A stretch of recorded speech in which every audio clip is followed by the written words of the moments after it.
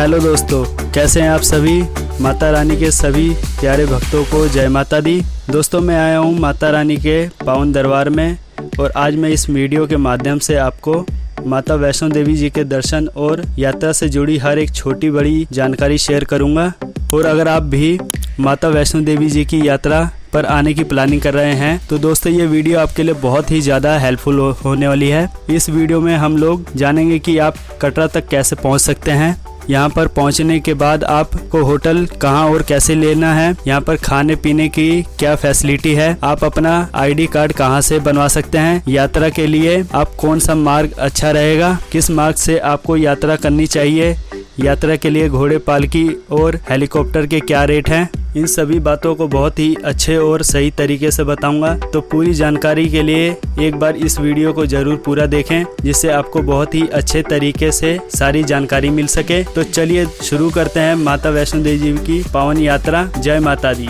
दोस्तों, सबसे पहले हम लोग जानते हैं कि यहाँ तक कैसे पहुँचेंगे। वैष्णो देवी आने के लिए आपको कटरा या जम्मू तक आना रहता है। यहाँ तक आने के लिए बहुत से माध्यम हैं, तो हम सभी के बारे में बात करेंगे। अगर आप ट्रेन से अपनी यात्रा पूरा करना चाहते हैं तो आप कटरा या जम्मू तक ट्रेन से आ सकते हैं। सभी प्रमुख शहरों से जम्मू तक बड़े आसानी से आपको ट्रेन मिल जाएगी। अगर आपकी ट्रेन कटरा तक नहीं जाती है तो आप जम्मू उतरकर स्टेशन के बाहर बने बस स्टैंड से टैक्सी या बस लेकर कटरा तक पहुंच सकते हैं। बस की बात करें तो आपको यहाँ अलग अलग रेट की बस मिल जाएंगी। लोकल बस में आपसे 80 रुपये का चार्ज करते हैं, लेकिन लोकल बस पैसेंजर उतारते 48 किलोमीटर की दूरी के लिए 2.5 से 3 घंटे लगा देती है। डायरेक्ट कटरा तक वाली बस में आपसे 120 रुपये का चार्ज करते हैं, मात्र 1.5 घंटे में कटरा तक पहुँचा देते हैं। जम्मू कश्मीर स्टेट बस में आपसे 105 रुपये का चार्ज किया जाता है। यह बस भी कहीं कहीं रुककर आपको कटरा पहुंचा देती है। अब बात करें टैक्सी की, तो टैक्सी वाले आपसे 1000 से 1500 रुपये तक चार्ज करते हैं। मात्र 1 घंटे में आपको कटरा ड्रॉप कर देंगे। दोस्तों, अगर आप दिल्ली, हरियाणा, पंजाब से बस के द्वारा माता रानी के दर्शन करने आना चाहते हैं तो इन सभी जगहों से आपको डायरेक्ट बस जम्मू या कटरा तक मिल जाती है। आप इन प्लेस से बस के माध्यम से भी यहाँ तक आ सकते हैं। दोस्तों, अगर आप अपनी प्राइवेट कार से आना चाहते हैं तो यहाँ तक आने के लिए एक बेस्ट तरीका रहता है। आप अपनी कार से भी यहाँ आ सकते हैं, रोड अच्छी कंडीशन में है। अब बात करते हैं फ्लाइट की। अगर आप अपनी यात्रा को फ्लाइट से पूरा करना चाहते हैं तो आप जम्मू एयरपोर्ट तक आइए। जम्मू आने के बाद आप बस या टैक्सी के द्वारा कटरा तक बड़ी आसानी के साथ पहुंच सकते हैं। जम्मू से कटरा के बीच का रास्ता बहुत ही प्यारा है और शानदार भी है। ऊंचे ऊंचे पुलों और पहाड़ों और बहुत सी सुरंगों को पार करते हुए दोस्तों अब हम लोग आ चुके हैं कटरा। दूर से ही माता रानी का प्यारा सा पर्वत और आपको दिखाई देगा, जहां पर माता रानी विराजमान है। कटरा का बस स्टैंड यहाँ का सेंटर पॉइंट है। अब हम लोग जानते हैं कि हमें होटल कहाँ कैसे लेना चाहिए। और अगर आप अच्छा और बजट होटल लेना चाहते हैं तो आपको वैष्णो देवी में काफी सारे धर्मशाला मिल जाएंगी जो काफी अच्छी कंडीशन है और रूम भी काफी नीट एंड क्लीन मिलेंगे, जिनका प्राइस 1000 से 1500 रुपये तक रहता है। और बजट होटल की बात करें तो यहाँ पर आपको डबल बेडरूम में मात्र 500 रुपये स्टार्ट हो जाते हैं और 3 बेड की बात करें तो 600 रुपये और वहीं 4 बेड की बात करें तो 800 रुपये से स्टार्टिंग हो जाती है। चलिए दोस्तों, अब हम लोग जानते हैं कि यात्रा के लिए यात्रा आईडी कार्ड कहां से कैसे बनवा सकते हैं। दोस्तों, अगर आप जम्मू उतर रहे हैं तो जम्मू से ही जम्मू स्टेशन के बाहर वैष्णवी धाम से बना हुआ है। अगर आप भीड़ भाड़ से बचना चाहते हैं तो आप यहां भी अपना यात्रा आईडी कार्ड बनवा सकते हैं। अगर आप कटरा रेलवे स्टेशन आ रहे हैं तो आप यहां भी अपना आईडी कार्ड बनवा सकते हैं। आप कटरा स्टेशन या बस स्टैंड के पास बने हुए रजिस्ट्रेशन काउंटर से भी अपना यात्रा आईडी कार्ड बनवा सकते हैं। अगर आप ताराकोटन मार्ग से अपनी यात्रा पूरी करना चाहते हैं तो यहाँ भी यात्रा आईडी कार्ड बनवा सकते हैं। यहाँ दोस्तों ये यात्रा आईडी कार्ड आपका बाणगंगा और नया ताराकोटन मार्ग में स्कैन किया जाता है। अगर आपके कार्ड में कुछ प्रॉब्लम हो जाती है तो यहाँ पर बने हुए काउंटर्स पर आप ठीक करवा सकते हैं। अपनी सफलतापूर्वक यात्रा करने के बाद इस कार्ड को आप वापस करना अनिवार्य रहता है। तो चलिए दोस्तों, अब हम लोग जानते हैं सबसे जरूरी बात कि यात्रा के लिए कौन सा मार्ग अच्छा रहेगा। माता वैष्णो देवी जी के भवन तक यात्रा करने के लिए 2 मार्ग बने हुए हैं। एक पुराना मार्ग जिसे बाणगंगा मार्ग कहते हैं। तो इस मार्ग के लिए आपको कटरा चौक से 1.5 किलोमीटर की दूरी पूरी करके बाणगंगा चेक पोस्ट आना रहता है। फिर बाणगंगा चरण पादुका मंदिर होते हुए 6 किलोमीटर की यात्रा पूरा करके आप अर्धकुंवारी मार्ग तक पहुंच जाते हैं। फिर आप हिमकोटी मार्ग पर 5.5 किलोमीटर की दूरी पूरा करके टोटल 13 किलोमीटर की यात्रा करके माता के भवन में आराम से पहुंच जाएंगे। और हमारा दूसरा मार्ग है नया ताराकोटा मार्ग, जो कटरा बस स्टैंड से 2.5 किलोमीटर की दूरी पर स्थित है। यहीं से हमारा नया ताराकोटा मार्ग स्टार्ट होता है। फिर माता रानी के लंगर से होते हुए हम लोग 7 किलोमीटर की दूरी पूरा करके अर्धकुंवारी और फिर हिमकोटी मार्ग पहुंचते हैं। फिर यहीं से हिमकोटी मार्ग से 5.5 किलोमीटर की दूरी पूरा करके हम लोग माता के भवन बड़े आसानी से पहुंच जाते हैं।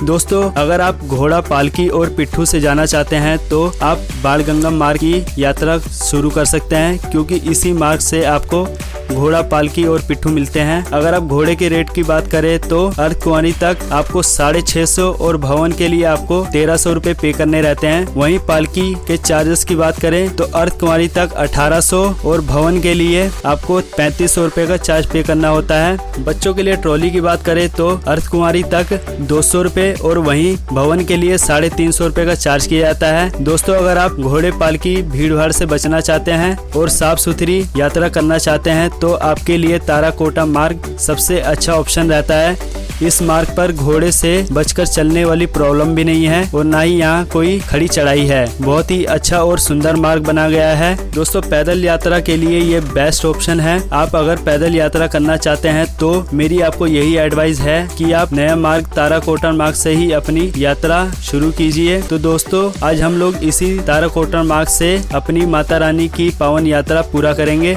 तो माता रानी का नाम लेकर शुरू करते हैं माता रानी की पावन यात्रा। जय माता दी। आप कटरा चौराहे से ताराकोटा मार्ग के लिए ऑटो भी बुक कर सकते हैं। ऑटो में 4 पर्सन के लिए 210 रुपए का चार्ज करते हैं। आपको ताराकोटा मार्ग पर ड्रॉप कर देंगे। चलिए, ऑटो लेकर अब हम आ चुके हैं ताराकोटा मार्ग पर।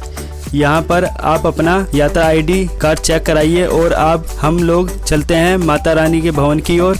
इस रास्ते में जगह जगह पीने के लिए पानी बहुत ही अच्छी व्यवस्था यहाँ की गई है। आप यहाँ पर ठंडा और गर्म दोनों तरह का पानी ले सकते हैं और खाने पीने के लिए बहुत ही अच्छे रेस्टोरेंट यहाँ पर बने हुए हैं। यहाँ पर आपको जगह जगह टॉयलेट की फैसिलिटी मिल जाती है, जो कि बहुत ज्यादा साफ सुथरे हैं। दोस्तों, 3 किलोमीटर की यात्रा करने के बाद अब हम लोग आ चुके हैं माता रानी के शाइन बोर्ड द्वारा चलाए गए लंगर के पास में। यहाँ पर लंगर की बहुत अच्छी व्यवस्था है। लंगर में आप दाल चावल का प्रसाद ले सकते हैं। बहुत ही स्वादिष्ट आपको ये प्रसाद लगेगा। दोस्तों, लंगर के पास में ही बहुत ही प्यारा सा पार्क बनाया गया है। आप यहाँ की खूबसूरती को देखकर खुद को फोटो शूट कराने से नहीं रोक पाएंगे। लंगर में प्रसाद ग्रहण करें और पार्क में कुछ देर आराम करने के बाद में अब हम लोग चलेंगे आगे। रास्ते भर जगह जगह बैठने की बहुत ही अच्छी सुविधा है। साथ ही आपको जगह जगह कुर्सियाँ भी मिलेंगी। आप बैठकर यहाँ पर आराम भी कर सकते हैं। आराम करते हुए, खाते पीते, माता रानी का भजन गुनगुनाते हुए। तो अब हम लोग 7 किलोमीटर की दूरी पूरा करके आ चुके हैं हिमकोटी मार्ग पर। यहाँ पर एक मार्ग भवन की ओर और एक मार्ग अर्धकुंवारी की ओर और एक मार्ग बाणगंगा के लिए गया हुआ है।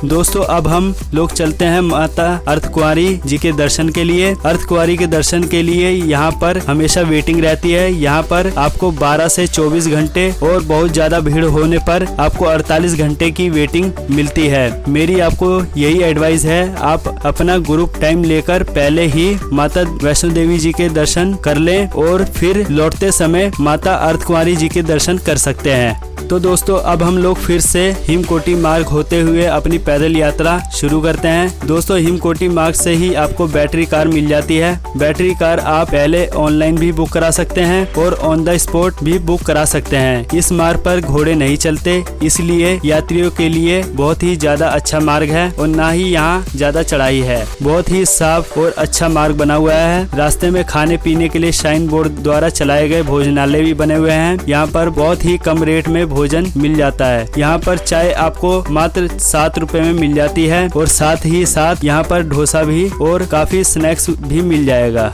इस मार्ग पर जगह जगह साफ सुथरे टॉयलेट बने हुए हैं। अगर आपको हेल्थ से रिलेटेड कोई भी प्रॉब्लम होती है तो इसके लिए भी आपको डिस्पेंसरी बनी हुई है। अगर आपको कोई भी प्रॉब्लम होती है तो आप खुद को यहाँ पर दिखा सकते हैं। भक्तों की यात्रा में कोई प्रॉब्लम ना हो, इसके लिए सभी बातों का विशेष ध्यान रखा गया है। रास्ते में आराम करते हुए, खाते पीते हुए दोस्तों अब हम लोग आ चुके हैं माता रानी के भवन से मात्र 1.5 किलोमीटर की दूरी पर। यहीं से माता रानी का प्यारा सा भवन दिखाई देने लगता है। माता रानी का भवन देखकर शरीर की सारी थकान दूर हो जाती है। भवन को देखकर बहुत ही ज्यादा सुकून मिलता है। दोस्तों अब हम लोग आ चुके हैं माता रानी के भवन के पास में। अगर आप यहाँ पर स्नान करना चाहते हैं तो बहुत से टॉयलेट और बाथरूम बने हुए हैं जो कि फ्री ऑफ कॉस्ट है। आप स्नान करने के बाद प्रसाद काउंटर से प्रसाद ले सकते हैं और यहाँ पर बने हुए लॉकर में अपना मोबाइल, बैग, वॉलेट, इलेक्ट्रॉनिक सामान जरूर रख दें, क्योंकि माता रानी के भवन में इन सभी चीजों को ले आना मना है। तो लॉकर में सारा सामान रखने के बाद माता रानी का प्रसाद लेकर अब हम लोग चलते हैं माता रानी के दर्शन के लिए। जय माता दी।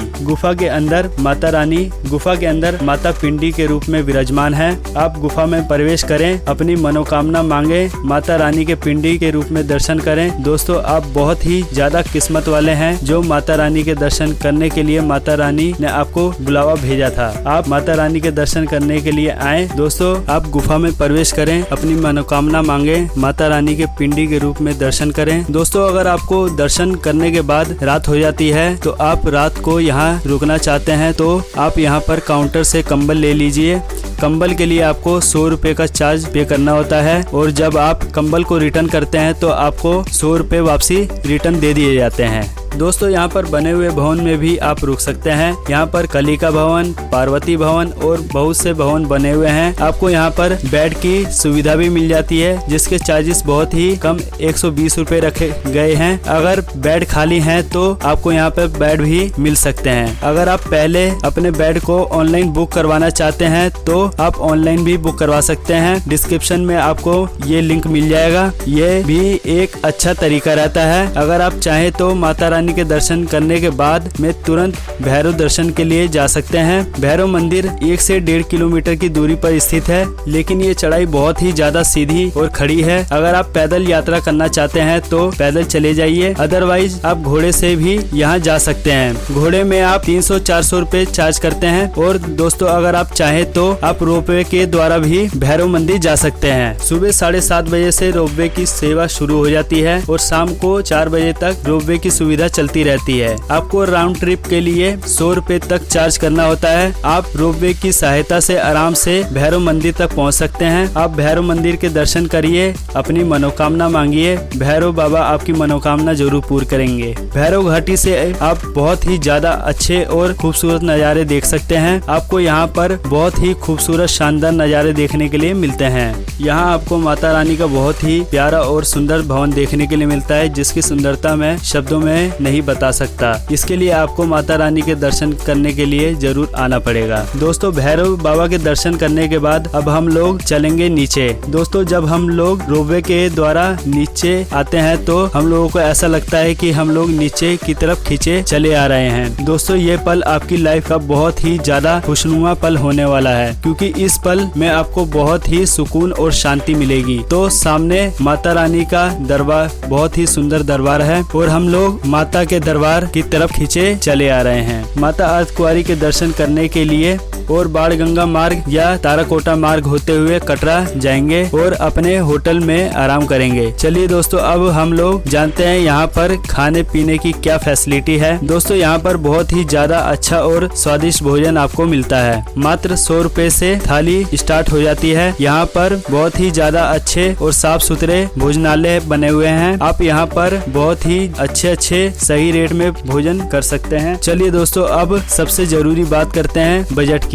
कितने बजट में आप इस पावन यात्रा को पूरा कर सकेंगे। दोस्तों मैं मानकर चलता हूँ कि आप कम से कम 2 लोग माता रानी की यात्रा करने के लिए आएंगे ही। दोस्तों मात्र 2 से 3 हजार के बजट में आप इस यात्रा को बहुत ही अच्छे तरीके से पूरा कर लेंगे। इस बजट में जम्मू से कटरा तक के लिए बस, कटरा में एक बजट होटल, यहाँ का खाना पीना, ताराकोटा मार्ग तक ऑटो इंक्लूड है। अगर आप VIP होटल लेते हैं और 3 स्टार रेस्टोरेंट में भोजन करते हैं, फिर दोस्तों जैसा आपका बजट हो उस हिसाब से माता रानी की यात्रा आप पूरा कर सकते हैं। दोस्तों जहां आप फेमस कटरा में खरीदारी जरूर करें और अपने दोस्तों के लिए और प्रियजनों के लिए गिफ्ट जरूर ले जाएं। आप यहां पर बादाम, अखरोट, केसर और बहुत से ड्राई फ्रूट को ले सकते हैं। यहाँ पर बहुत बड़ी बड़ी और अच्छी चीजें आपको ड्राई फ्रूट की दुकानें भी मिल जाएंगी, जहाँ पर बहुत ही अच्छे और सही रेट पर ड्राई फ्रूट ले सकते हैं। दोस्तों आप अपनी इस यात्रा को हेलीकॉप्टर से पूरा करना चाहते हैं तो आपको यहाँ हेलीकॉप्टर की सुविधा मिल जाएगी। आप निहारिका भवन से अपने हेलीकॉप्टर को ऑन द स्पॉट बुक करवा सकते हैं या आप चाहें तो अपनी ऑनलाइन टिकट भी बुक करवा सकते हैं। हेलीकॉप्टर के टिकट का प्राइस की बात करें तो वन साइड के लिए आपको 1800 रुपए और राउंड ट्रिप के लिए आपको 3500 रुपए का टिकट लेना होता है। इस प्राइस में आराम से